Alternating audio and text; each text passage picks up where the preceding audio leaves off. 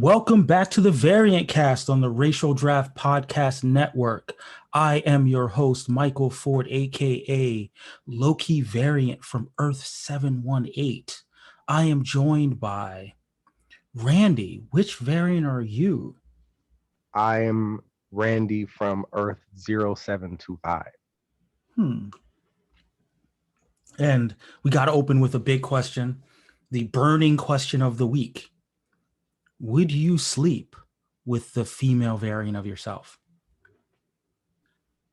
Honestly, the idea at first seems very just odd, but then as you consider it, just the most PG 13ish version of the answer I can give is like the idea is growing on me. Well, I, for one, would definitely give it a whirl. I would, let's see what she's talking about. I feel like, she's probably a very charming woman, with a lot of cool things to say. We could probably bond over some puns and our mutual love of comics. I mean, who doesn't love a woman that loves comics? So uh This is true. yeah, so I mean I've been in the bag for the Loki Sylvie ship, and my ship came in pretty strong with the erection sized variant line. I think we all saw how steep that variant curve was. I mean, just saying. It Um, was it was a red line like blood rushing. Yeah. Listen, if your offshoot timeline lasts more than 4 hours, contact your doctor. You know. But yeah, that so we are here. If this is your first time, I apologize. But if it's not, you know how we do. We are here on the Variant Cast to discuss the fourth episode of Loki, aka the Nexus Event. They went right into it. They talked about the Nexus events in the first episode, and they're jumping right in on Nexus event in this episode. Now, do you think the Nexus event that they're referring to is could be one of two Nexus events? It could be either, like you said, like we said, the timeline erection, or it could also be the Nexus event that was the causation of Sylvie being taken in by the TVA. Which one do you think is more likely to be the Nexus event that they were referring to? Honestly, I feel like it's her joining up with our Loki. Hmm. And I say that because like she's basically the TVA is kind of on the side of like the male hater nerds. They're Yeah, like, that is a why good is point. there a lady Loki? That's not supposed to happen. That is true. And So that does explain why there's so many people of color variants. They got them right up out of there. I mean, yeah, like it's crazy that she like just the fact that she was born a woman is crazy to me. So I mean, I think her supposedly being destined to like her defying fate merely by existing and then teaming up with a character who like this guy is sort of like the ultimate survivor, Hmm. like the way like he just uncannily finds his way to survive anything. That would seem to me like, okay, well, if she's by his side, then she has a much greater chance of surviving and like making it out. So that makes sense to Hmm. me as like something that's like way, would be like way off the charts of what they would want to happen. But I gotta say, I mean, Loki compared to Sylvie has had Mhm. a much more cushy life. I mean, Yeah. Sylvie's been on the run since she was a child. Loki, if we're being honest, kind of threw a hissy fit when he found out that A, he wasn't going to be the king of Asgard, and B, that he was adopted. Again, I understand why that would be a source of a lot of angst, but he's really been throwing like a 10-year tantrum, off of a sense of entitlement, whereas Sylvie has been literally fighting for her survival against cosmic forces. you Yeah, know I mean that's entirely valid. I just feel like it's something that for her to be like, I guess just having so many things that are combating against her, it still sort of stood out that the one time that she majorly sets off alarms in what should be a time that like we again have gotten like the idea that apocalypses are safe and that there should be it shouldn't be any setting off any alarms or whatever to be within that timeline. All of a sudden it's a problem for her to be in the apocalypse, and Yeah, I mean, the only I thing that really changes is that let's she's let's not definitely alone. drill down on that. Sorry to cut you off, but I just wanted to, for the benefit of the listeners, Mhm. that was something that we had talked about in previous episodes. The idea that anything that happens in an apocalypse doesn't matter, almost like what happens in Vegas stays in Vegas. Right. But for in this particular instance, they caused enough ripples in an Hmm. apocalypse, at almost at the verge of it all coming to a close. They caused Right. enough ripples for the TVA to see it, and it almost makes you feel like you have to assume that whatever consummation or whatever bond was formed between Loki and Sylvie, or two Lokis as it were, Hmm. was enough to make a major impression on the TVA. Now Yeah. I have a theory about that, and let me know if this works for you. But we still don't know the exact mechanism of how the TVA detects temporal energy, and Right. particularly variant energy. Hmm.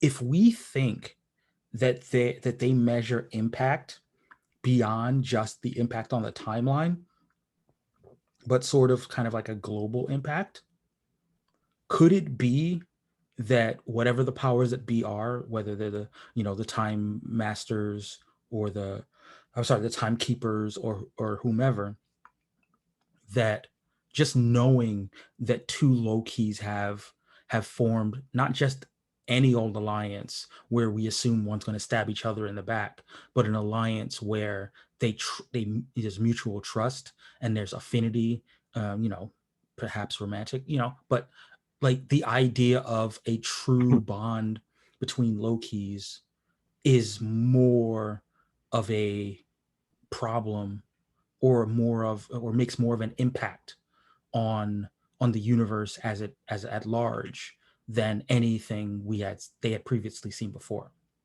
Well, I mean, yeah, and that's why I kind of that's why I feel so strongly about the fact that they are um in their alliance together, and it making just because previously, again, we had this kind of logic that an apocalypse should be like, okay, you can't really do anything that makes a Yeah. significant impact. So I mean, it has to be something within you know their cooperation that Hmm. makes a difference. That's literally the only variable in this situation that you can see. Yeah. But it's kind of funny though, because like if they had just let the Lokis die, Hmm. what would have happened? Like if the TVA had said, "Oh yeah, I mean they're right there in the apocalypse. If we do nothing, then that's the end of like is that even in their charter?" Well, Or that's what it gives me the idea that they are not quite seeing as far ahead as we think. Mhm. Like they kind of give you this sort of omniscient idea as though, oh, we have an ultimate goal, an ultimate end, and I don't think they do. Like they Yeah. are putting forth this front as though they are far more knowledgeable than they actually are. Well, I mean, to be fair, I never thought of the TVA as a true monolith. I Right. always thought of them as kind of a bureaucracy, an organization that had certain people who had more knowledge than others, and other people who Hmm. were just doing what they were told to do. I did assume that whoever's running the TVA has a bigger picture view. So um, how it works, how the bureaucracy is set up is in furtherance of that. Right. But at the same time, I'm now starting to consider the possibility that there's a sort of slow coup happening. That before we were talking about the idea that the timekeepers were a front for, say, Kang or say someone else. That basically that whoever was running the TVA wanted the TVA to keep going as it goes. But Right. now I'm starting to wonder whether the bigger plan for whoever the quote unquote big bad is actually to take down the TVA. Hmm. That Because that hadn't occurred to me. yeah, because think about it. You have Ravonna, who is now a judge, but we finally saw. I mean, we'd heard that she was a hunter before, but we actually saw her play out as the hunter. The way that Sylvie took her tempad, Mm-hmm. it kind of felt a little bit like she was nonchalant about it. Hmm. Like she didn't treat it like the like we've seen shows, like TV shows where cops kind of get their gun taken from them, and it's Mm-hmm. like it's kind of a big deal, Right. you know. But Ravonna getting her temp pad taken away from her by Sylvie was just kind of like, oh, well, that's kind of weird that happened, you know. Like she didn't really take any kind of hasty action. She didn't even be like, no, no, no, what are you doing? She was just kind of like, Right. oh wow, she took my temp pad. Whoops, you know. I And mean, then it's and then interesting. she spent the next however many years, let's say like 20 years, you know, running around, staying one step ahead of the TVA. And you would think that that would be the kind of thing that would hold Ravonna back from being promoted. The Mm-hmm. most dangerous, or one of the most dangerous variants in their history, escaped on your watch. and Yeah. yet and yet here she is in a position of authority calling the shots, and nobody's checking her. Nobody's like, I mean, we wouldn't even be in this situation if it wasn't for you. That's Yeah. what makes me think that part of her game, whatever this long game is that she needed to unleash Sylvie in order to create this chaos that maybe the next thing, the Kang thing that we've all been speculating on since season one. Since episode one, maybe that's what has to happen. That, when this whole big fall apart happens, Mm-hmm. that Kang will step into the vacuum and he'll get everything that the TVA was trying to accomplish with the quote unquote sacred timeline, but Mm-hmm. he'll subvert it so that he can rise to power. That is very interesting because honestly, I part of me kind of felt like that Kang was already at the head of this thing, like maybe not directly, but like kind of shadow, like Right. uh, and it I kind of like your idea better just I mean, because. it's because the thing is, here's the thing: it could still be that Kang is like behind the scenes in the TVA, and Hmm. either there's like a different Kang that's kind of like, no, no, no, we can do this even better than we've been doing it, you Hmm. know, or there's like, you know, the Kang that's there is kind of like, we can do this a little bit better than we've been doing it before. If we didn't have all the bureaucracy and the constraints, this was always going to be, this was a doomed endeavor from the start. Hmm. I mean, the interesting thing that we always see in terms of like Kang's Machiavellian convoluted time travel shenanigans is sometimes what looks like we are defeating him is Mm-hmm. somehow down the line playing into something that he had planned all along, or like Exactly. he may not originally have planned it, but like he incorporates that loss into his plan later on. Right. So Yeah, that's very interesting. and in that way, he's comparable to Doctor Doom. Like, I do believe that Doom was created before Kang. He's coming Let, for the let me check. Doctor Who, the, Uh, the I mean, master. Yeah. that too. But let me make sure. So Doctor Doom was created in I think Doom did come first. 1962. I Yeah. think Doom did come first. Yeah, Doom was created in 1962, and Kang the Conqueror was created in 1964. So only a couple years later. Yeah, But I mean, and then on top of that, you get like the fact that there's multiple different incarnations. Like they like Kang, and then I think it was like the Centurion. Or it's a couple of them that are like right. Rama. And yes, and Ramatut was actually in 1963. So Mhm. I mean that was even earlier. But I mean the thought process here is that if we really want to establish, I think we talked a little bit in our DM threads on Twitter. Shout out to the folks in the group.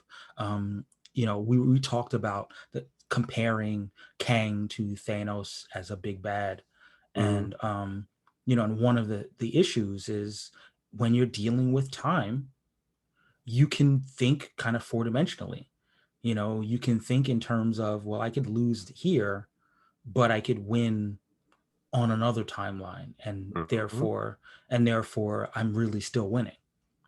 Yeah, I mean, and like there are plans that require sometimes for a failure at a particular point, and it's very interesting always to see like I've watched a number of time travel based shows, and there's always like that one thing that you thought, oh man, that was like they were at their low, and it's like, you actually you needed that to realize something down the line, or to at least you can take something from a defeat and use it for later victory. I love it. And the other thing is that, as someone who has watched a lot of Doctor Who but hasn't watched it all, I mean, the whole concept of the timey-wimey and, it not being linear in terms of cause and effect. Yeah. Often a thing that happens 100 years later or a decade later affects something that happens today. And if we're thinking in terms of iterations and repeat timelines and loops and all of that, we could be operating under the assumption, that that this has all happened before from someone's perspective, and they're already ahead of the game.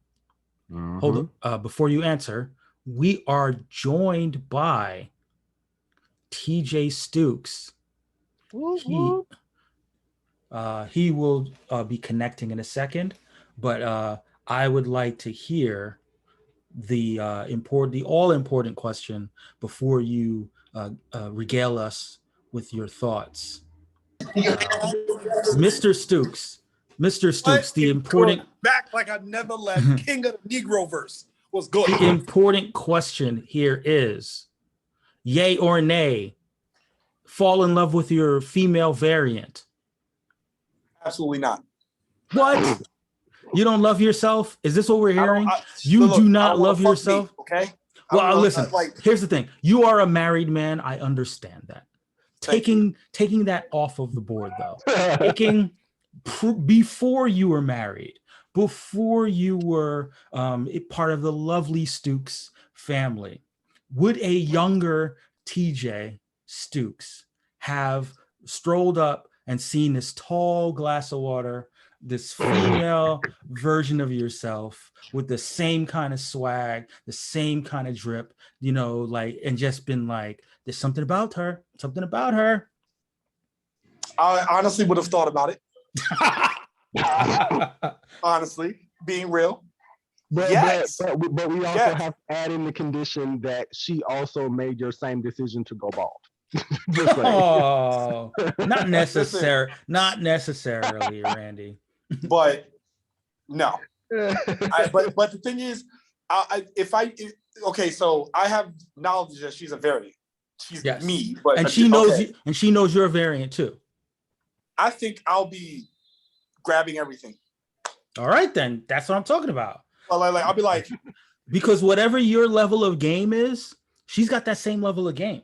That's what I'm saying. So like, she's gonna try to run. She's gonna try to run that same game on you that you ran on women at that age. I won't run game if I know it's me. Like, yo, how it feel to have titties, yo? Like, yo, is it right? Like, does it hurt? What kind of bra you use, yo? Like, you got brothers? Because I got sisters. You got brothers? Oh shit! Like what? Like, yo, you a hoe at this age too? Like, yo. Exactly. I mean, look, I get it.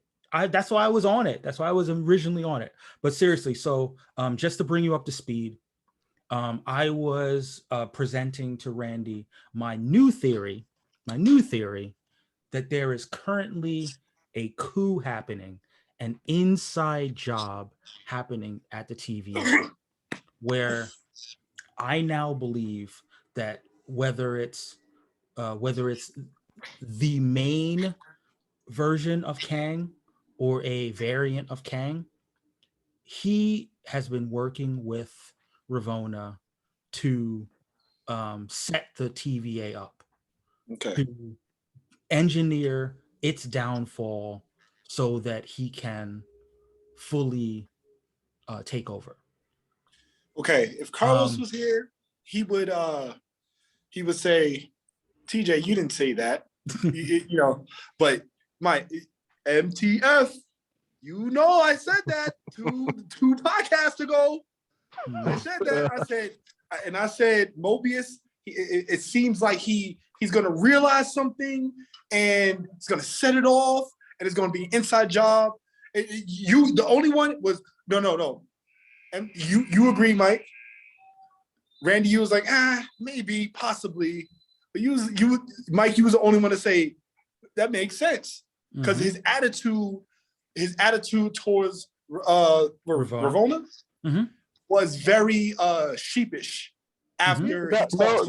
No big deal. Just on the end of the bus. It's cool. Yeah. Hey, you didn't shut me down, but you said maybe, possibly. Yes. And the thing is, I said Mobius knows something. And I said, and remember I said, damn, doesn't it seem weird that he don't know what a fish is and he's a human? You remember that? And yes. I'm like, and I still think that Miss Minutes is wiping people very like quietly. Like, because remember, she said she's kind of sentient, kind of not. Sure. I would be very entertained to find out that Miss Minutes is the big bad. I mean, not the big bad, but work you know how we put stuff to sleep, but it's never off. Well, I mean, yeah. So it's something like that.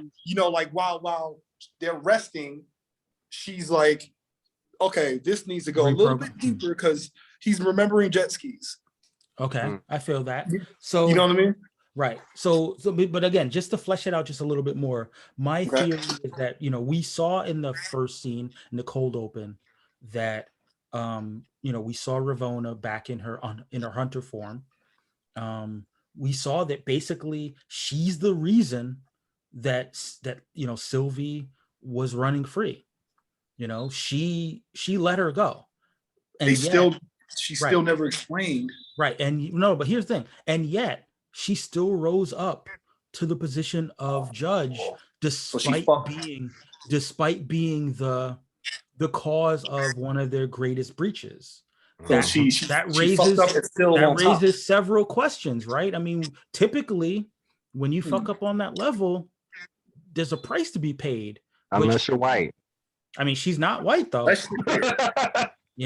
So. But I agree with you on that wholeheartedly. So that makes me wonder if she's, whether she knew it at the time or whether she was made aware of it after the fact, that she's playing her part. And of course, we now know that she knows a lot more than everybody else. Right? Okay. There was a small part in the elevator when they was going to see the timekeepers. And she was like, why won't you tell me my Nexus event? Exactly. We were talking about that. She said she doesn't remember. We all think she remembers, right? Yeah. Absolutely. Yes. But she was like, nah, I'm not telling you that shit. I mean, the whole a huge underlying theme of Loki is that they like the higher up you go, they're hiding knowledge. That's their thing. So right. Like any government. Yeah. So again, that leads me to believe, especially now that we know that the figureheads, the time masters, as it were just Wizard of Oz level robots in there, smoking mirrors, and they got outed. There's got to be someone behind those scenes. someone behind the curtain pulling those levers. Yeah. Right. There's got to be someone. So it is either a version of Kang or the Kang. The Kang. Sorry. Like I could go either way on it in terms of my theory, which is that there's a sort of an inferior Kang who realizes that he could be so much bigger if the TVA was out of the way.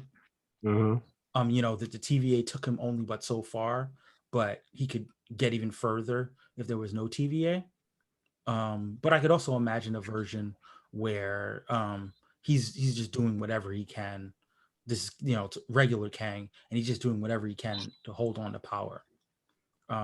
But I really think that when you look back at that scene, when you look back at how easy it was for baby Sylvie to take control of a temp pad, it kind of feels inside jobby. Before you guys jump in, we are joined by a very special guest who has not been on the VariantCast before. White delegate, Gordy. Yo, how are we doing, little variants? So the important question that I ask of all new variants is, would you sleep with your female variation? I have to admit, a female me would not be attractive, but I mean, maybe that would be her variation.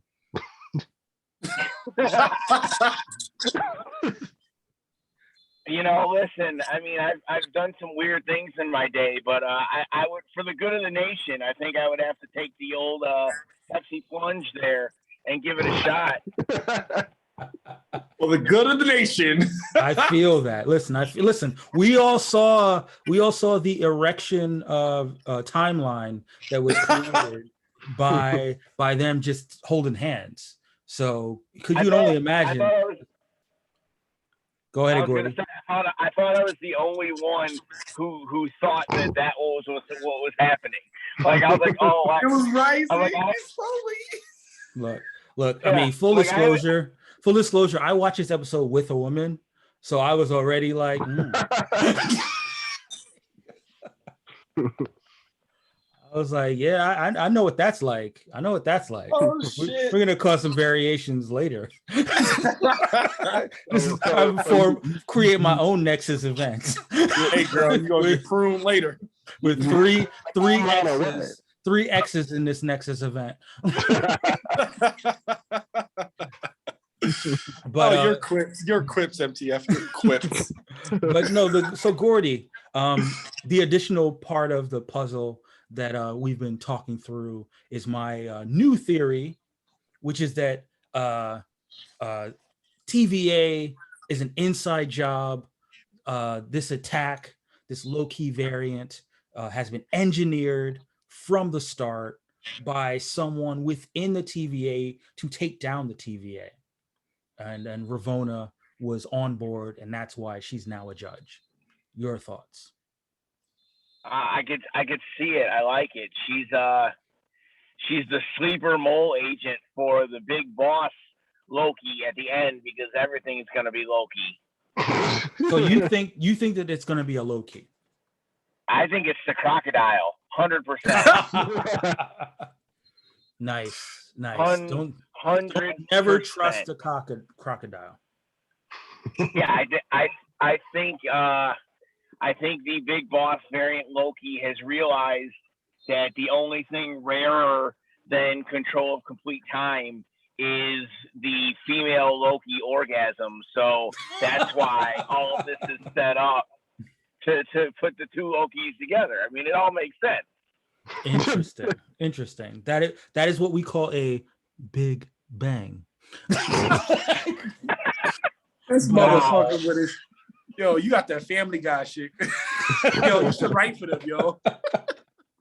But no, so I mean, That's funny. I mean, a low-key variant behind the TVA would be kind of cool, but I think they already kind of blew their wad with the post-credit scene. If you're listening and you didn't pay attention and stay for the extra 4 to 5 minutes for the post-credit scene, shame on you. Pause the podcast, go back and watch. So, in the post-credit scene, we got Loki, who we talked about last week. And shout outs to Mike, us. I just found out that is a version of Mjolnir. Mjolnir. Yeah, Mjolnir, whatever. That is a version of Mjolnir in his universe. Yeah, it's called Mjolnir. I mean, but like, I understand. As long as the black version of Loki is worthy, I'm good. I'm good. Yes. Mjolnir. Guys. Yes. Guys, we're gonna need another name for that hammer because Oh my god, I'm not comfortable. Yeah, well, that's because you're not worthy. That's all. this motherfucker got me sweating, yo. Right. Oh my god. But yes. So we got Loki. We got older Loki. Played by Richard E. Grant. In the level of like arrogance in just a couple moments. We also got Kid Loki, and then we got Croco Loki. So we got 4 Lokis in barely 2 minutes. I call them the League of Lokis. But I still think, and correct me if I'm wrong, like, do we think that this League of Loki has been together for a while and they trust each other and they're down for each other? Because I'm a little dubious. It seems like it. It seems like they don't fully trust each other, but it feels like they work together reluctantly. Exactly.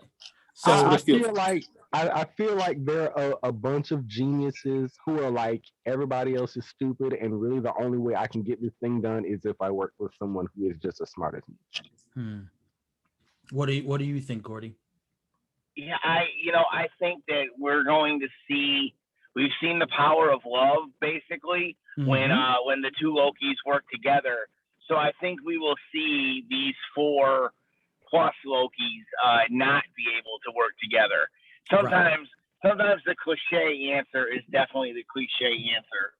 Yeah, I mean, that's how I feel. I feel like these Lokis, while they are trying to work together, they're trying to form this alliance because they have the mutual distrust of being Lokis.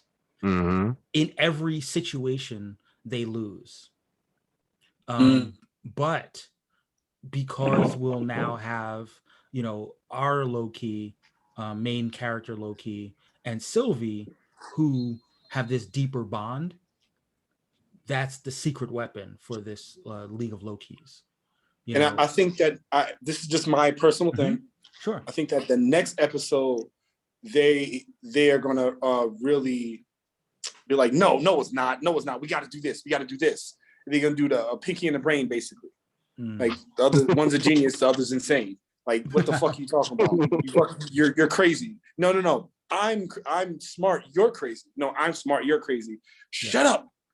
Just listen. I think it's gonna be like, I mean, I don't know if you guys watched a lot of one of the Spider-Man cartoons where Spider-Man would face against the Sinister Six, and they'd have him on the verge of being defeated, and then everyone would be like, I'm gonna deliver the killing blow. No, I'm gonna deliver the killing blow, and then they fight amongst themselves, and then they end up not, and Spider-Man ends up winning. Yeah, I mean, that's really that's just kind of Loki's brand. Like, he's good at being genius, and then when it finally is time for like the follow through, he has to kind of bask in it a little bit too much and kind of get his glory and not really follow the plan through to fruition.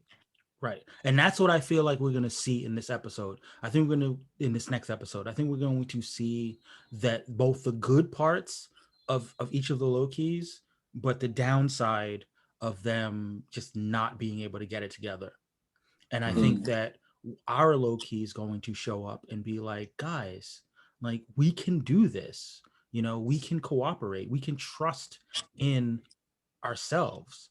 He's gonna be good cop and Sylvie's gonna be bad cop. Yeah, I mean, because what's really important, and you know, they really hit us over the head with this, the time loop, right? I mean, let's see if I can find the line that that Sif kept saying to Loki. But one of the important things is that he's never going to find anyone else. He's always going to end up alone. Here we go. You did this. I hope you know you deserve to be alone, and you always will be. The fact that they kept going back to that theme of Loki being alone and him only deserving to be alone, as someone who has struggled with that kind of, you know, emotional, you know, depression, like, you know, it kind of hit for me, you know, a little harder than it needed to. But it's like, you know, Loki reaching that point in his life where he's like, no, I don't deserve to be alone. I deserve love. I deserve someone else. I think that's a pretty poignant progression of the character. And, you know, again, going back to the erection branch timeline, like, you know, that might be enough to change the direction of his timeline. What do you think, Stukes?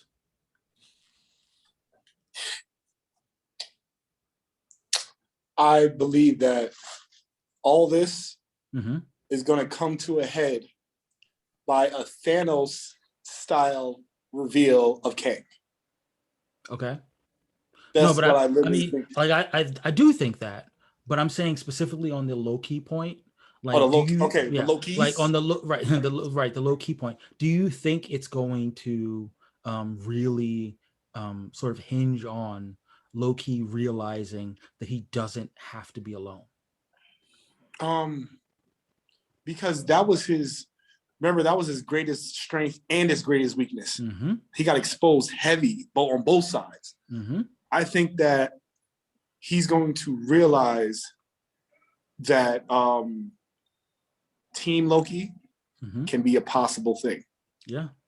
And he's not gonna feel alone. He's gonna be accepted. And then this is what I think. You're gonna think me crazy, but I think that that's not gonna be enough for him. Oh, okay.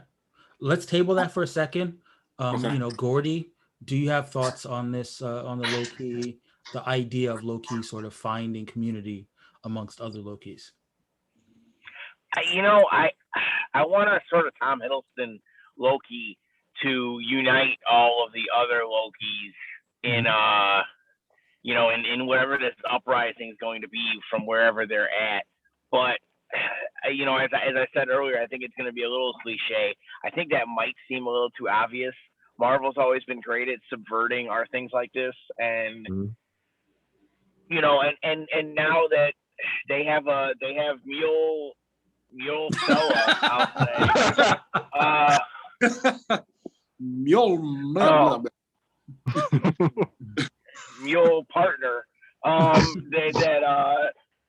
You know, there might be, like, maybe in that, one of the things I was thinking was maybe in that particular Loki's universe, he doesn't know that his hammer is connected to the Bifrost. I mean, there could be some playing with that to get them out of the hole or out of wherever they're at, but I don't know. I don't know what story we're going to get from the Lokis, other than all Lokis are bred with distrust. Distrust besides, you know, our Tom Hiddleston and Sylvie Lokis. Yeah. Well, that's what I'm saying. I think that that's their Achilles heel. That the other Lokis, because of that distrust, because of that inherent feeling of that they deserve to be alone and that they, you know, can't really form connections with other people, I think that that's going to ultimately lead to the rest of their demises. Yeah, I And mean, basically, you get the idea that people have to understand in terms of like, I guess it really does require an analysis of what is narcissistic, like what is narcissism, and what is like that kind of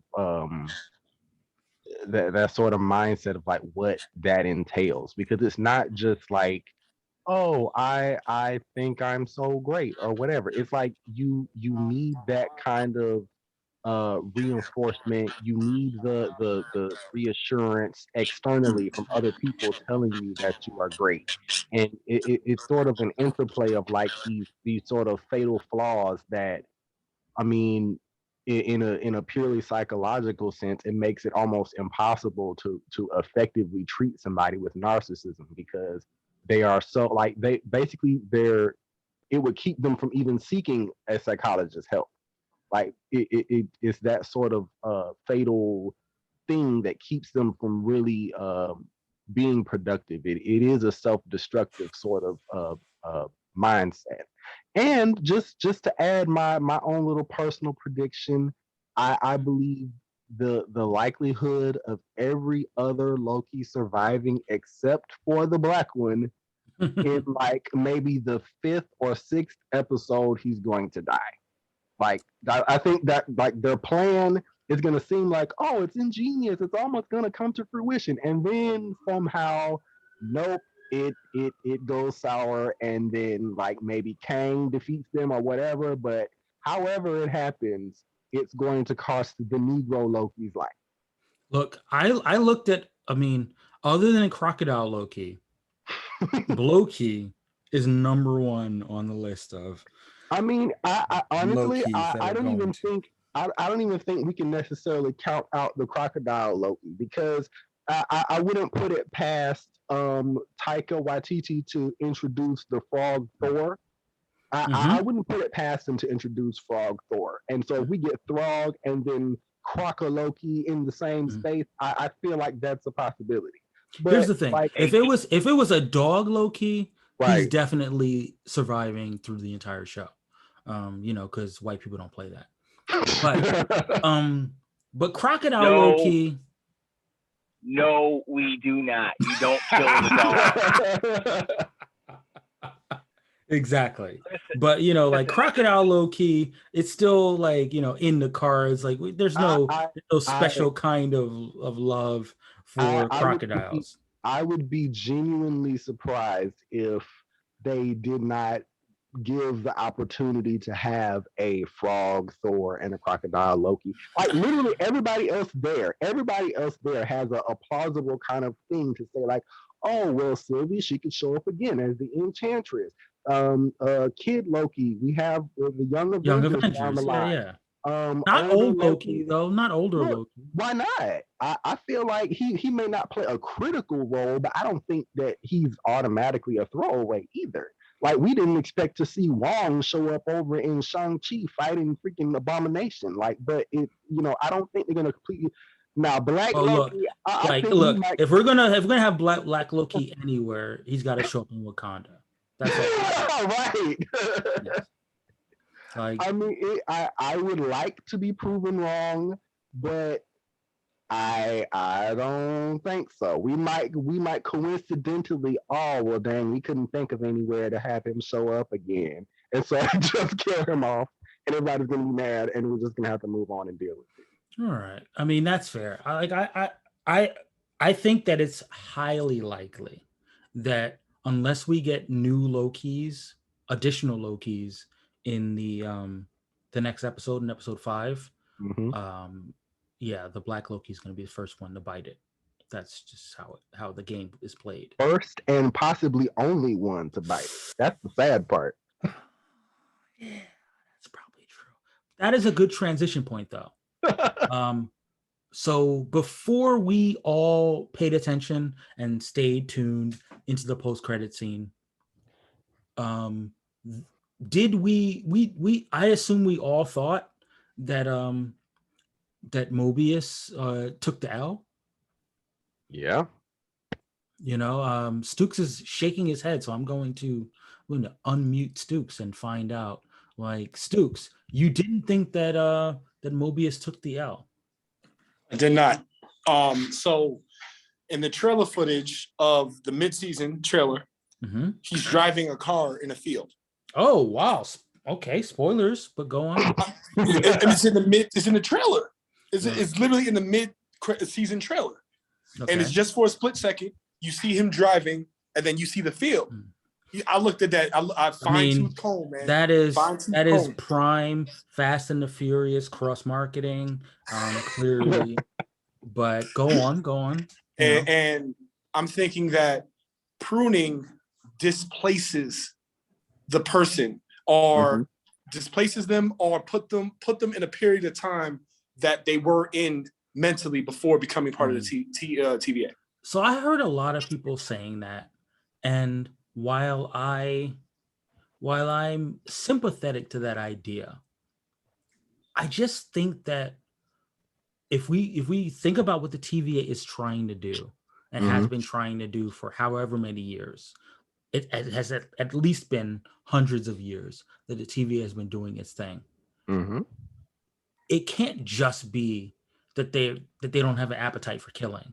Like, they have to have an appetite for killing, you know? Well, I mean, I feel like rather than necessary, I feel like they don't necessarily like I'm trying to find out how exactly to phrase it, because I obviously we go with the troops, the grunts out there. They may not be particularly sympathetic. They don't mind killing or whatever. Like, I highly doubt that any of them knows what exactly the mechanics are of the pruning device.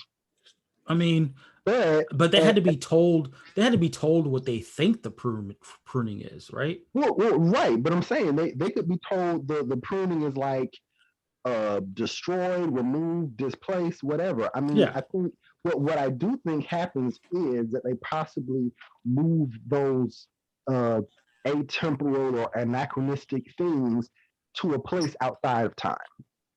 That's what I think happens, because when you move it outside, but aren't they already outside of time of the TVA?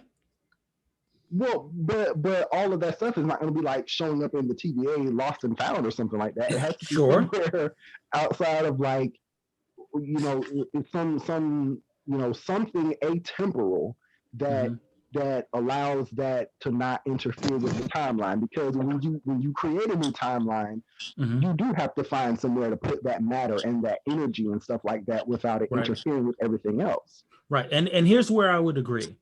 If we think that, like, go back to the first episode, if we think that they do this whole dog and pony show, they have the whole trial, they sentence people to be reset, and the people in the TVA think that the people being reset are being obliterated, but we know that all variants, not all variants, all TVA agents are variants. Presumably some of the people had gone through their trial and then they got pruned, but in reality they got turned into TVA agents. Right. I mean, what we don't know is whether that happens to every single person. And what we don't know is, like, exactly what the mechanism is for that happening. I mean, I genuinely, I feel like the pruning thing is just like a teleport device. Like whatever it touches gets teleported, or whatever, matter transmute, whatever you call it. And they can decide, okay, if you're a cooperative person, if you are useful, have some kind of information we need, then cool. You can become or either you have that information or you're open to learning. That, like, but here's the thing. If you're getting your memory erased, it doesn't matter what your knowledge is. Well, I mean, does anybody notice the color of it? The color of the thing? No. Yeah, I saw that too. You saw that? It's burnt orange, and the first thing I thought of was Doctor Strange is the portal thingy. The sling ring. Yeah, but I mean they use the same color for the portals when they open the doors at the TVA to go in and out. Well, I'm just saying my point is that I feel like they okay, maybe they don't necessarily go on what knowledge they have to offer, but still some sort of like personality trait to show that they are this kind of person who could be useful. I would put it that way. Yeah. And No, like here's the thing. I can totally buy a scenario where like, let's say 90% of the people who get sentenced as a variant get turned into a TVA agent, and then like 10% they're just like, nah, you're too much of a problem. We can't convert you, right? Did y'all realize? Did y'all realize where were they was at? Like, okay, deep dive. Here we go. Ready? Okay, so the Avengers Tower's in the back, right? Yes. My crazy ass. So I zoomed in on it. It has the helipad, right? So my wife is looking at me like I'm a fucking idiot, and I'm looking at I'm looking at the Avengers movies. Like, when does it the Avengers Tower have a helipad?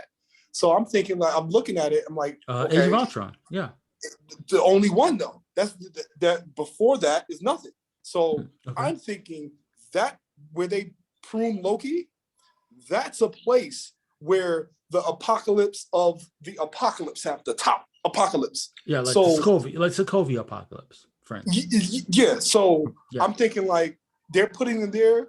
Look, they're not messing with no timeline. They're putting in there. Let them figure out how to live. They're not coming back. No way, no how. Let them do what they want there. They're not part of our problem. But here's my issue. And like I totally get why people don't want to think of the TVA as mass genocide agents, but they have to be mass genocide agents. But I can acknowledge that there's a place that they would take them in order to erase their memories. I feel like they have. I mean, I'm not necessarily saying that they don't kill. I mean, I guess, but I feel like there's more to that pruning device than just killing, I guess, is my point. No, yeah, and that's the thing. I do agree with that. I just don't agree with the logic that they're not killing anybody. Oh yeah, no, it's definitely not casualty free. Yeah. I think there's a setting whereupon, like, you use this thing and you're just gone forever. I think that for the dog and pony show, which is the trial, you want to sentence a variant to, reset, and the people in the TVA think that they're being obliterated, but in reality, they're being converted into something else.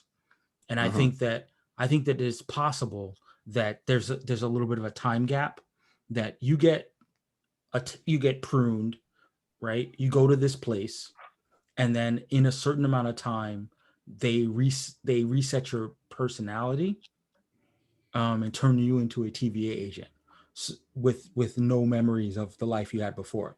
Well, yeah, but wait. Let me finish this last point. Okay. So I think that, like, with Loki, he's been met by the League of Lokis. They're going to presumably rescue him.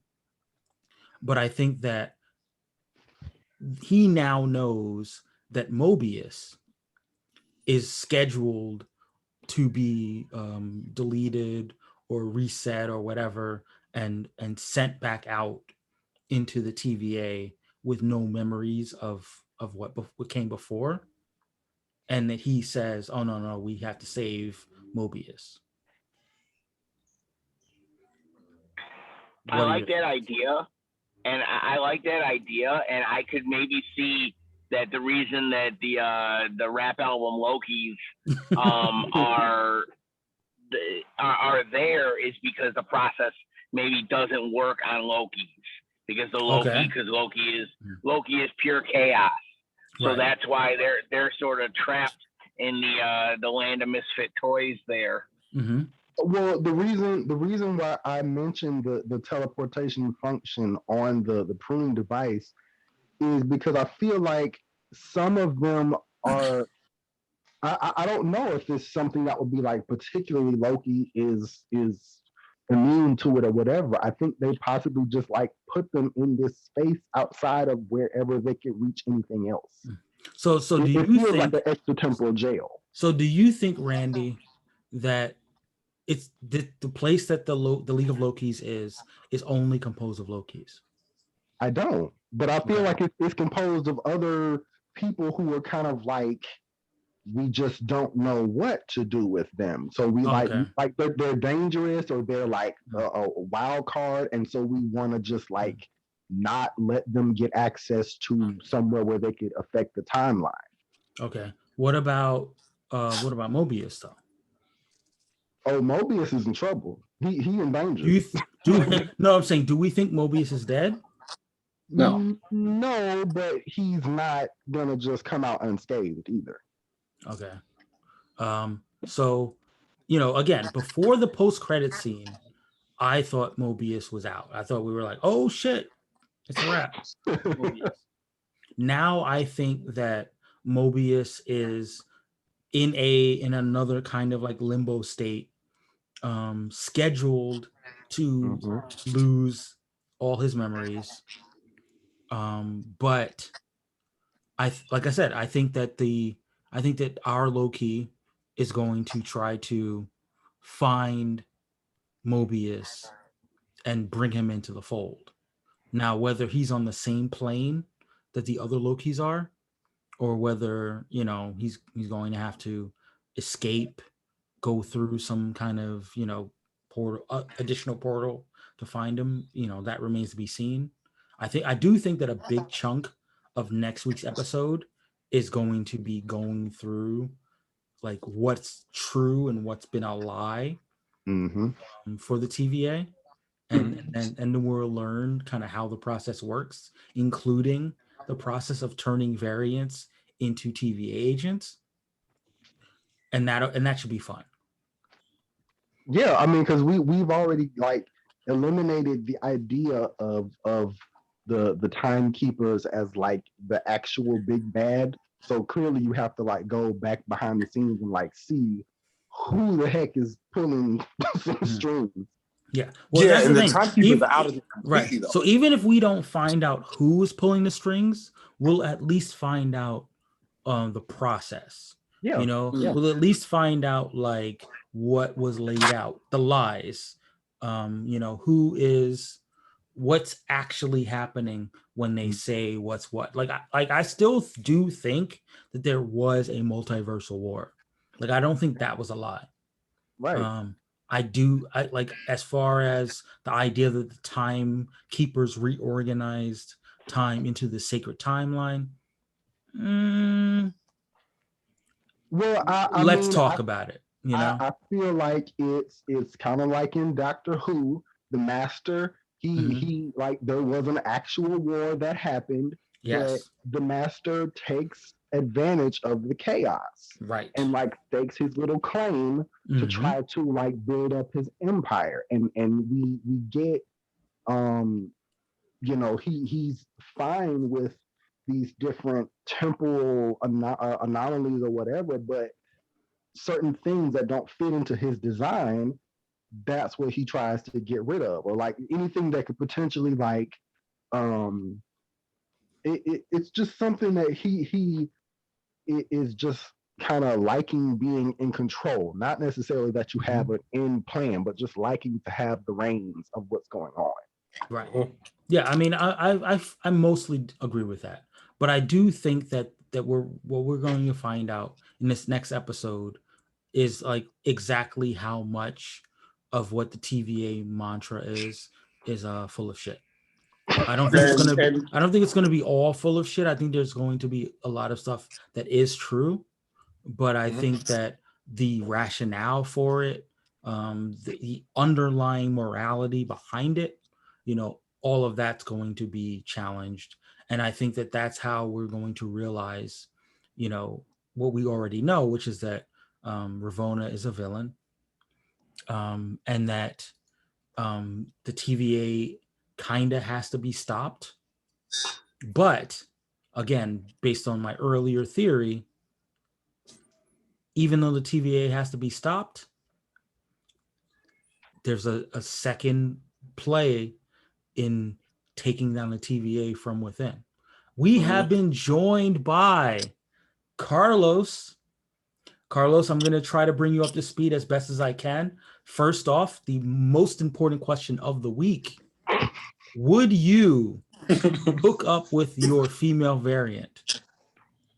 Yes. What? That wasn't even a hesitation, not a thought, not a nothing. I feel like Carlos already knew what the question was going to be, and he just was like being polite and trying to like interject. I was just trying to figure out which Earth I was from because I was waiting for that question. Yeah. Well, what Earth are you from? I don't know how no one said this, but I'm from Earth 69. How was no one said this yet? So we talked about a lot so far, but Okay. I'm gonna, as the host of the show, I'm going to talk about my prevailing theory, which is that TVA 9/11 was an inside job, which means that the escape of the Loki variant who became Sylvie was engineered from the beginning. And Ravonna, whether at the time or after the fact, was part of why that happened. And, she's now a little bit complicit in the idea that the TVA has to go down. The timekeepers have to go down in order for the next thing to happen. And, she's playing her part. And that part involved letting Sylvie do her thing. Get it from Tom Hiddleston, Loki. Do you have any thoughts about that? I almost completely agree with all of that. I think that this next episode we'll see now Ravonna's side of things. Okay. And we'll see the other side of those Sylvie memories. Like why was she being taken? Why was Ravonna just like, oh no, please don't go through that portal. She looks like Willy Wonka. Right. You saw the same thing I saw. It was like, yeah. I could fight, but I was just gonna be like, oh, you defeated me. Oh, right. You took my temp pad. Don't escape, do the math. Like she's okay. If Sylvie is like our Loki Prime, then if she was a child, she was probably already 100 years old. And if she's like already now fully grown, that means she's been running away from the TVA for centuries. That is that is a really good point. I said like 20 years, but you're right. It was probably centuries. So they just have never found her in centuries. Like that seems hard to believe unless they were actively not looking for her. Yeah. Or they were like looking. Right. Yeah. Like OJ looking for the killers. Yes. Very, very solid analogy. So the search continues. Right. So Carlos and I are on the same page in that respect. I think that Ravonna, like I said before, in any other line of work, a breach of that level leading to one of the like top fugitives, getting away and running roughshod on your organization, you don't get promoted. I mean, if Ravonna was a white man, yeah, sure. Go for it. Exactly. If Ravonna was Thunderbolt Ross, okay, right. But no, that's not a black woman. No way. No. Right. But she became a judge.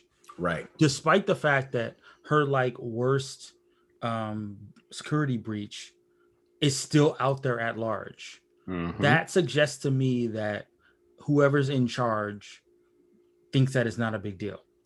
Yeah, I wouldn't be surprised if we see, that there's the scene where kid Sylvie gets away, and then immediately after that, it looks like it's part of the same sequence, but it's not. She's not wearing hunter gear anymore. She is wearing her judge clothing.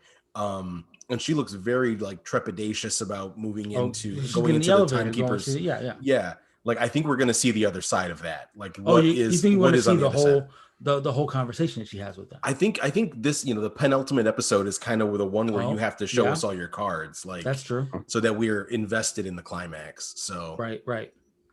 Yeah, so we're very much on the same page in that I think that this is where we're going to find out that Ravonna was letting Sylvie run free because of whatever their true end game is.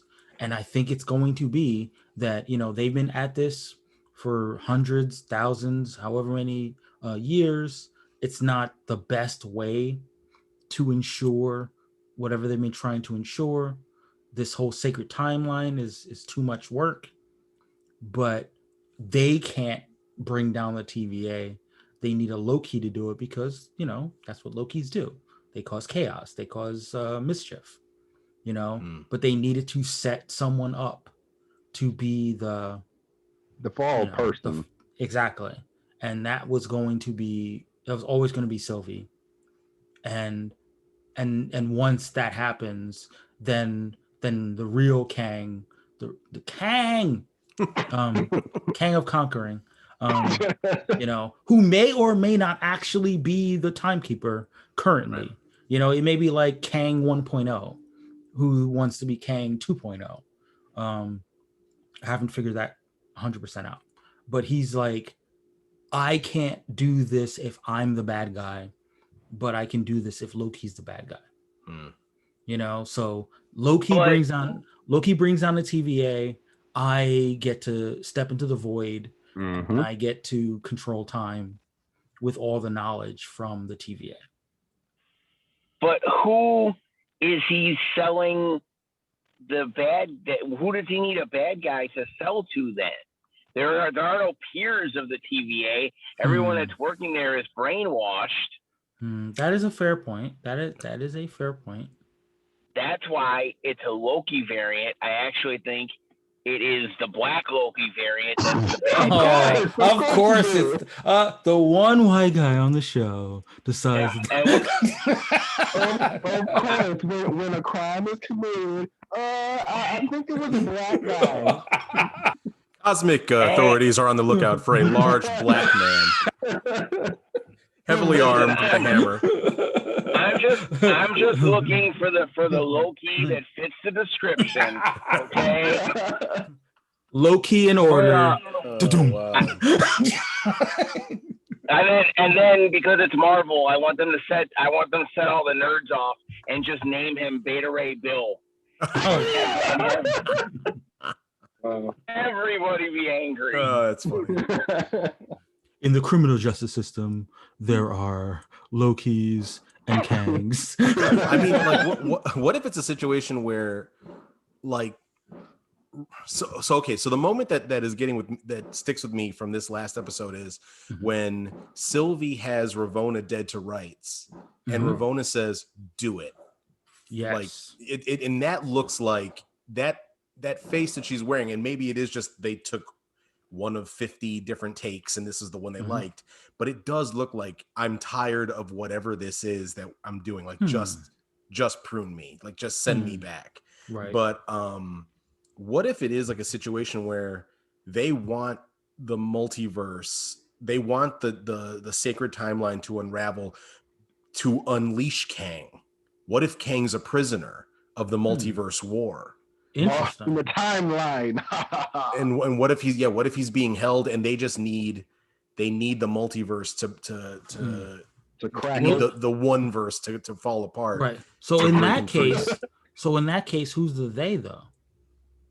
Whoever Ravonna's in league with. I don't know. That's right. So because to me, that's like a Kang 1.0 versus a Kang 2.0 situation. I mean, it could be. I mean, you see what I'm saying? Writing, right? No, but you see what I'm saying?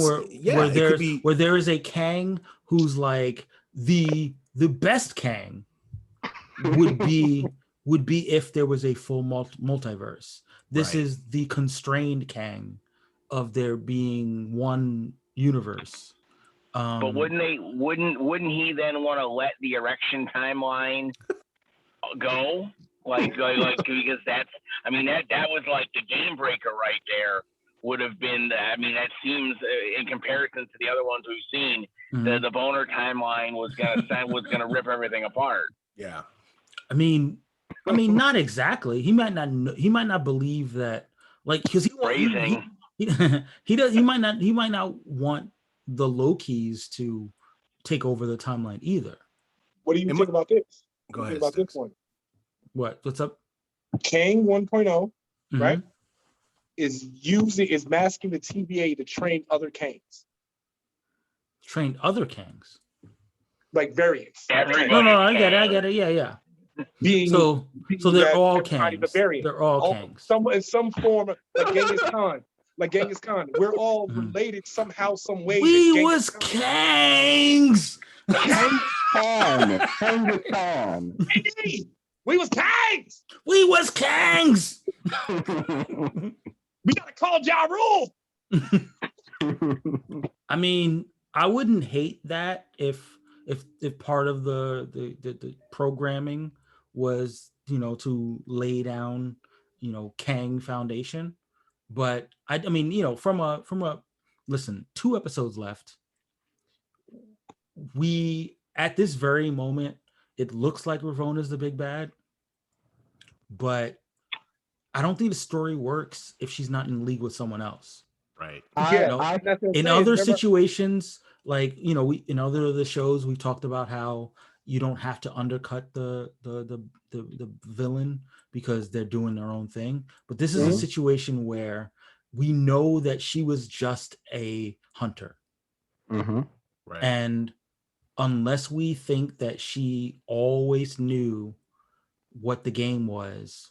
Well, see, what we haven't quite touched on is I think that it's possible that there could be maybe multiple versions of Ravonna, and they're working to help Kang. Like, it doesn't necessarily mean that Ravonna is herself an incarnation of Kang, but we do know from the comics that Ravonna and Kang have, a connection. So, I mean, you don't really get Kang working together to help Kang, like, if he's already in a position of influence. So what I think with the Ravonna Kang thing, I believe that in the comics, remember, she say, "Yo, you ugly as fuck, I don't like you." He destroyed her fucking civilization in its entirety, right? I mean, that is a completely valid response to getting curved. So I don't know what your issue is, but I will destroy a universe if a woman I like tells me I'm ugly. But let's say for MCU, right? Just for shits and giggles, she says, "Listen, I can't do this no more. You made me prune my best friend." Okay, who's her best friend? B-15. But you made me do it. I'm trying to get what I want, and you made me do it. You promised me something is not here. So he says, "You know what? I don't need you no more." And then just takes out the TVA. Well. I'm just saying, like, I'm not saying it's going to happen. Right. But I'm loving the soap opera of all this. Please continue. Obviously. But so I definitely want Ravonna to have more agency, So I want her, even if she didn't know what the whole story was initially, like, I definitely want her to be, like, in on the game. Like, she has been if we're being honest, going back to this episode, she, like, look at her scenes. She has played the wide range of emotions, like the way you would want a villain to play it. Yeah.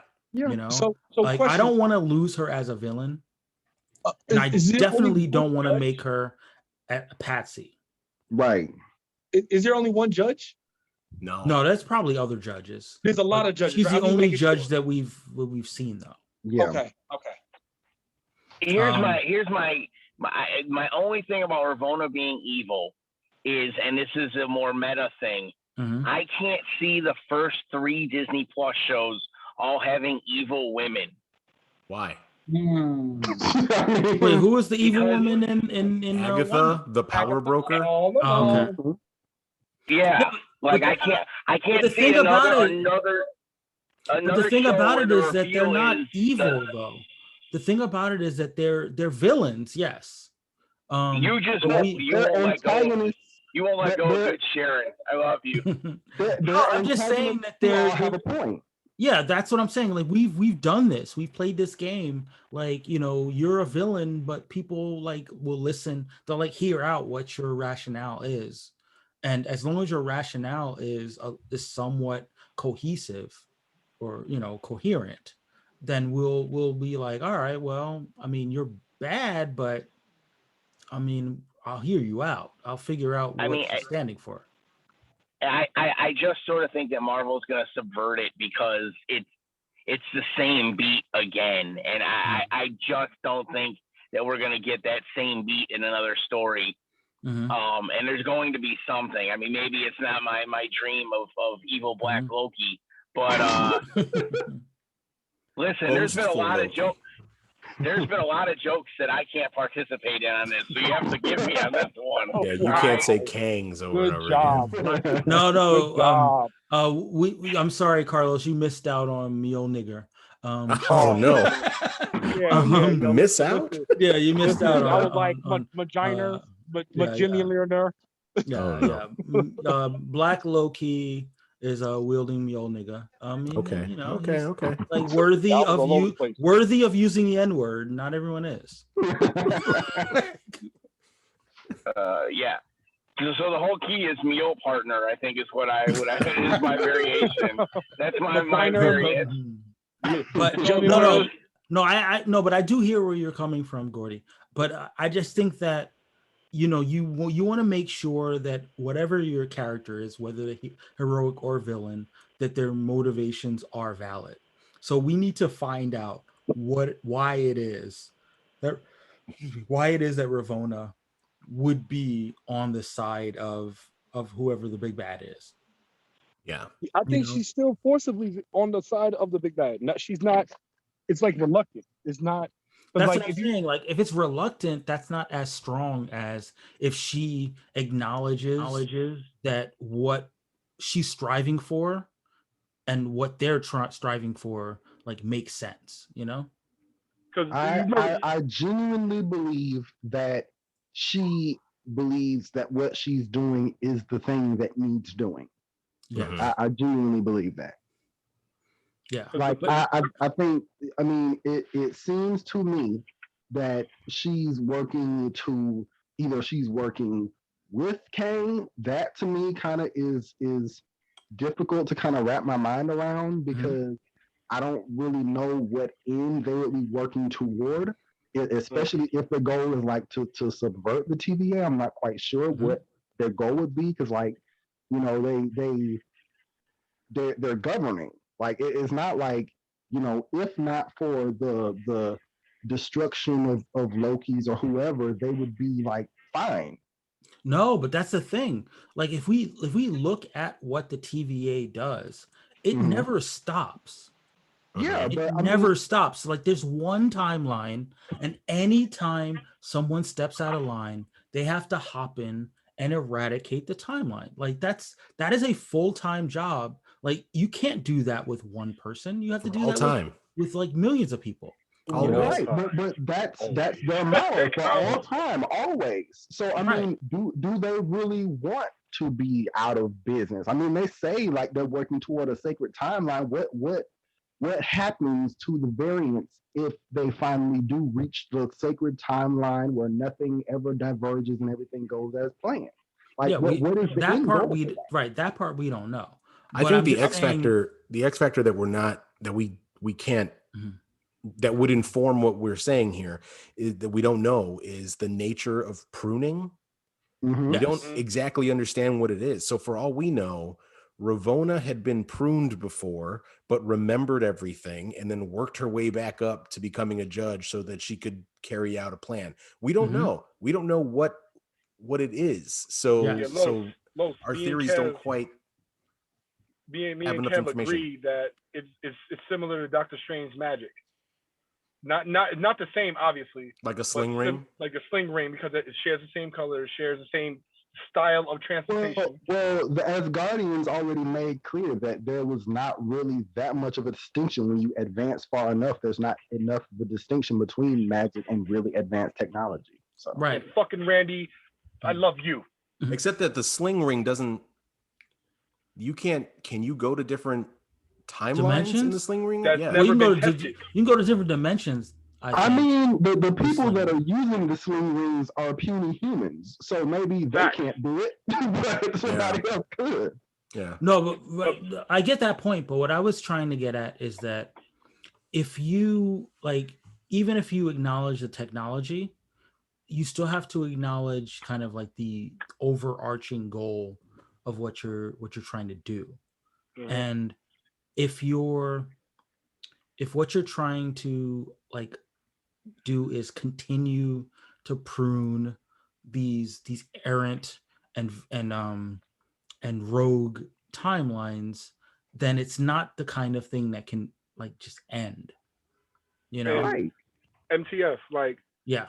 To piggyback on that, I think the sacred timeline is trial and error, because you see when something goes out, they send them. No, but here's why it's not trial and error. They have the ability to look at Loki's story and see how it ends. Because that's the reason why, because of another variant, right? And the variant is on a line, and as soon as they go out of that line, right? Yes. They check them immediately. Right. But what happens, like you said earlier, it doesn't take one person to run the TVA, right? Mm-hmm. And I think that the Kangs of they are working congruently together in different timelines to make sure that sacred timeline they win every single time. That's why. Well, no, here's the thing. I definitely agree with that. Right. I definitely agree with the idea that think about it. Let's say all of us on the show, right, have watched all the MCU movies through 2028. So we've seen Black Panther 2, we've seen Thor Love and Thunder, we've seen Fantastic Four, we've seen 3 more Spider-Man movies, you know what I mean? 3 more Spider-Man. Yeah. So we're on it. We know exactly what's supposed to happen. And then we start hearing people talk about things that they think are going to happen, but we know that shit's not going down. You know what I mean? We're going to be nah, not going to happen. This is how it's supposed to go. Your whole thread on Twitter, your whole blog post on Screen Rant, get the fuck out of here. That shit's not happening. It's just not canon. It's not now. MTF. Now saying that, right? How many of you are going to slip through the cracks and create that chaos? Oh, you know what I mean? I mean, quite a bit. But the That's point, what I'm saying. Right? But the point is, the fact that we know how a lot of things are supposed to go means that we're in a position to prevent alternatives. Here's my my developing thought process in this lane, I guess. Because they know these potential variants, these potential variations from the timeline, I'm kind of interested in the fact that they come after the variation occurs and retroactively undo the thing instead of jumping in and kind of furtively keeping the thing from going off the rails in the first place. And so part of me, well, hold on, but on top of that, I'm sort of correlating it with their underlying motto, for all time, always. And it gives me the impression that we think that things are being destroyed or removed from the timeline or whatever, but it's entirely possible that those variations, because they are atemporal, they're being appropriated by Kang in his like evil empire of whatever. And so, because they're a thing that's not supposed to exist anyway, I can use this as a servant or a worker or whatever to be, part of my conquering, my conquest. Yeah, I mean, that is definitely on the table right now. When Rhodey said, "Why don't we just go back in time and kill Thanos?" Kill Thanos. Yeah. He said he's just a baby. So what if the TVA works like that? Hey, let's see if he does become a variant, and if he does, he's gone. We'll prune him. Yeah. We'll the thing that I don't understand about this though is if there is one timeline, one sacred timeline, then the moment Sylvie is born a girl, that's not the Loki who is the Loki of the sacred timeline. Right. The moment that she starts developing and specifically develops the XX chromosome instead of the XY chromosome. I mean, I don't know how frost giants work. Well, I'm saying like, that's why I feel like there's something kind of fishy. But like, that's why so here's the thing. The only explanation, and I thought the exact same thing, Carlos. The only explanation for me is that they have limited resources.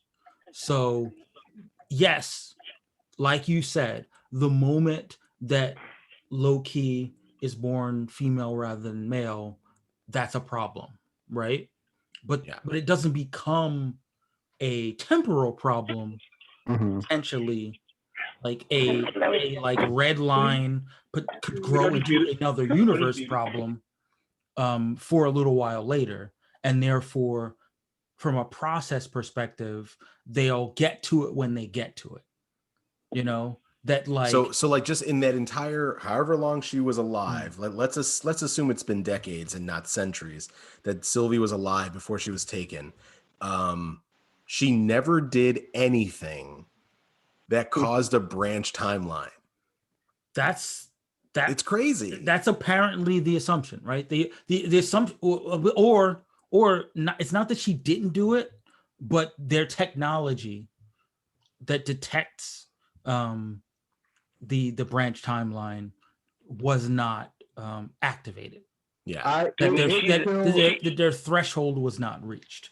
And really what it comes down to is that how much can their retcon bomb, or whatever you want to call it, like how much can their reset bomb erase? Yeah, because if the logic is that even though she was alive for 100 years, the retcon bomb, the reset bomb can get rid of all of it, then it doesn't matter.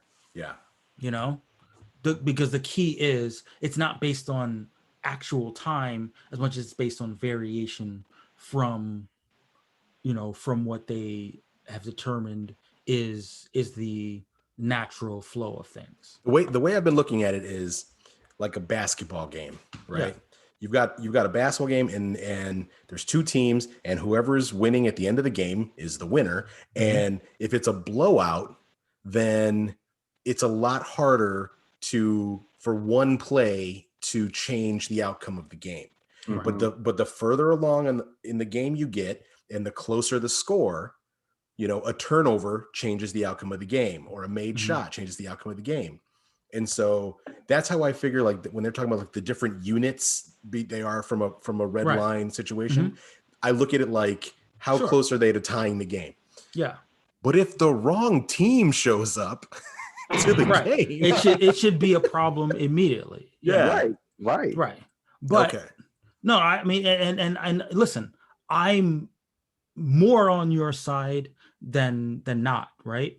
But I'm also thinking about it logistically. Like if I were running the TVA, right, and I had whatever resources I had at my disposal, like I'm going to prioritize the Nexus events that cause the most calamity.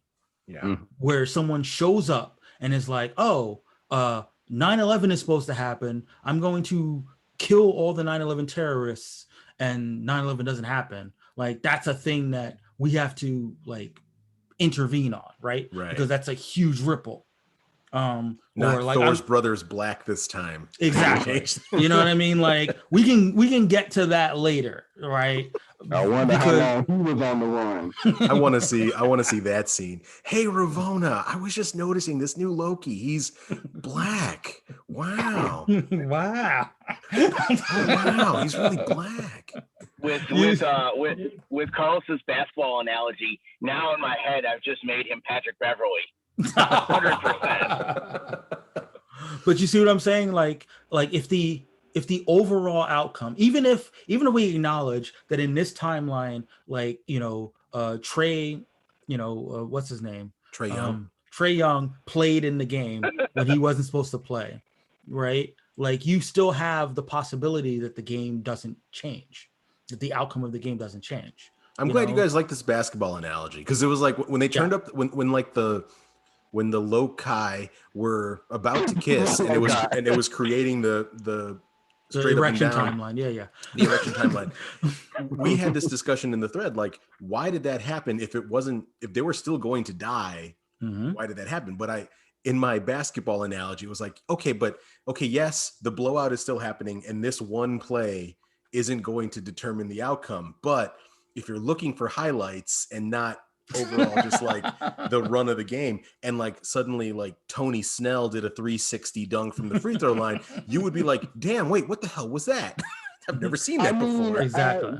There's a big difference between like one shot made and like if you said, "No, LeBron, sit out. We're gonna let Randy play this game." Exactly. Right.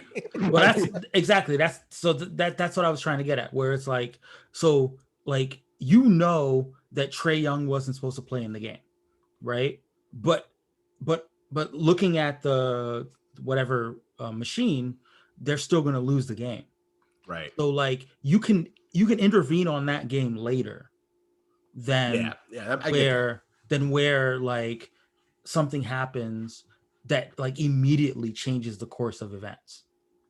Yeah. And that's kind of how I have to imagine the TVA operates, where it's like, yes, they're all variants, but we have to prioritize which variants are most damaging, based on the fact they're. Go on, Randy. No, I was just saying the fact that they allowed variants to be the ones to help run the TVA is really what kind of gives me my idea that there are other ways in which the variants are appropriated to whoever is running the TVA's purposes. But here's the thing.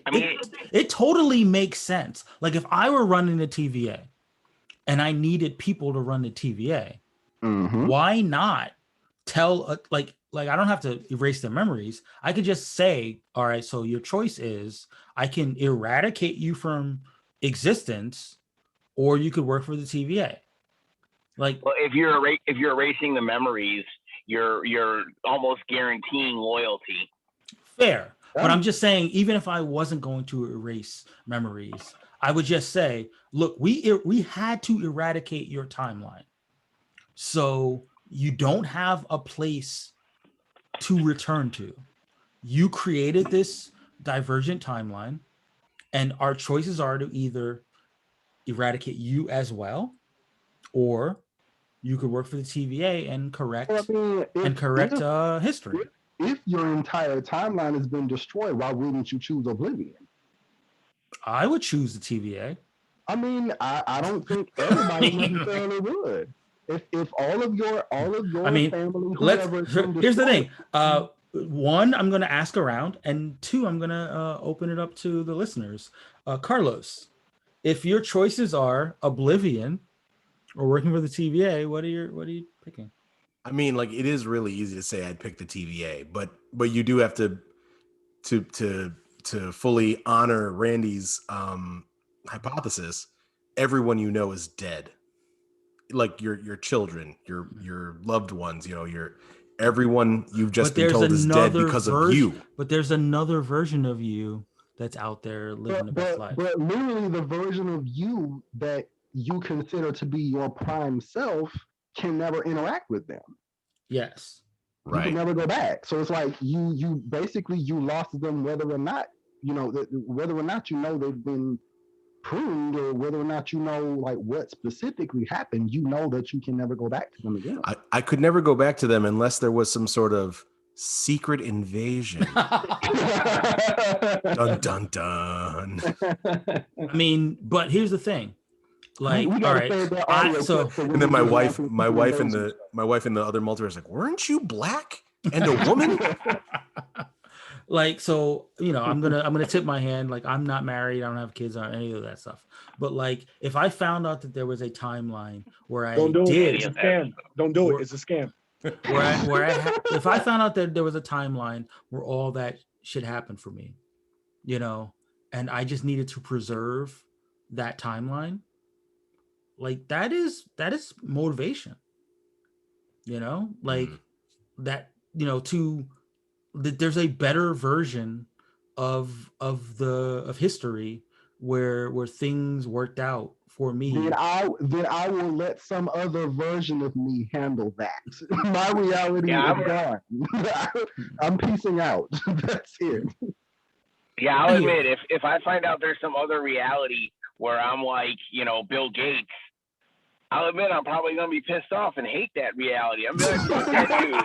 Hey, you're definitely going to go find that Bill Gates, Gordy, and kill him, right? Yeah. I'll be like, I'm going to find him, and I'm going to make the sex with him so that we can codify the timeline. He said he's going to make the sex. I mean, basically, like, if you mean to tell me that there's a reality in which, like, there was never any racial tension. We never had black people ever were enslaved, and like everything was wonderful, like as far as social justice and stuff.